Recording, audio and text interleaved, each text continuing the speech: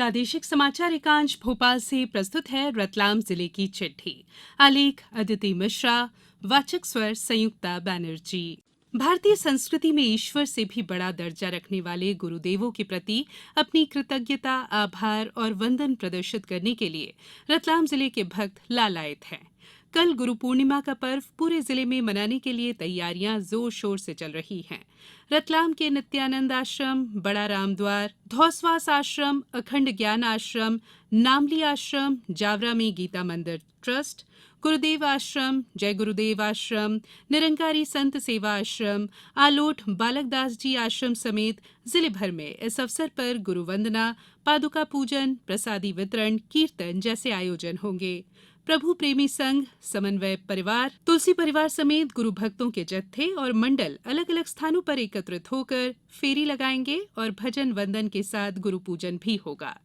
वहीं जैन समाज के अनुयायियों के लिए चातुर्मास प्रारंभ का भी कार्यक्रम होगा। इससे पहले लगभग एक पखवाड़े से जिले में अलग अलग मंदिर, स्थानक आदि में ख्यात साधु संत, साध्वी आदि ठाणा का मंगल प्रवेश श्रद्धापूर्वक हुआ। संत आदि विराजित हो चुके हैं, जिनके वंदन पूजन के साथ प्रवचन भी हो रहे हैं। 4 महीनों तक जिले में धर्म की गंगा बहेगी। मुस्लिम समाज ने इससे पहले ईद उल जोहा का पर्व भी शांति और सद्भाव के साथ मनाया। धार्मिक बयार के साथ जिले में इन दिनों बादलों की मेहरबानी से मौसम खुशनुमा बना हुआ है। करीब एक सप्ताह से पूरे जिले में हल्की और मध्यम बारिश का दौर जारी है। इसके चलते रतलाम, आलोट, ताल, बड़ावदा, जावरा, सैलाना, रावटी, बाजना आदि क्षेत्रों में किसान बोनी में लग गए हैं। बाजारों में खाद, बीज, बरसाती आदि की खरीदी जोरों पर है। वहीं स्कूल खुलने से किताब, कॉपी, स्कूली सामग्रियों की दुकानें भी ग्राहकों से भरी नजर आ रही है। जिले में बारिश के दौरान स्वच्छता और बीमारियों का अंदेशा कम रखने के लिए सरकारी अमलों के साथ कई समाजसेवी संस्थाएं भी जुड़कर काम कर रही हैं। 1 से 15 जुलाई तक स्वच्छता पखवाड़ा मनाने का संकल्प सांख्यिकी और कार्यक्रम कार्यान्वयन मंत्रालय, भारत सरकार के राष्ट्रीय प्रतिदर्श सर्वेक्षण कार्यालय के निर्देशानुसार लिया गया है। सांख्यिकी विभाग के सभी अधिकारियों और कर्मचारियों द्वारा 1 से 15 जुलाई तक साइकिल रैली निकालकर जागरूकता लाने, सार्वजनिक स्थानों पर स्वच्छता के लिए लोगों को प्रेरित करने, सफाई कर्मियों का सम्मान आदि गतिविधियां की जा रही हैं। जिले में साहित्य की बूंदें भी इन दिनों कला प्रेमियों को तृप्त कर रही है। इसी कड़ी में रविवार को सुने सुनाए कार्यक्रम के 10वें सोपान का आयोजन होगा।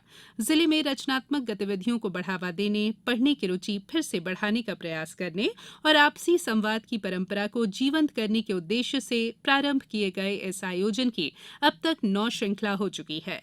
महीने में एक बार इसमें जिले के साहित्य प्रेमी अन्य किसी भी लेखक, कवि की रचना का पाठ करते हैं।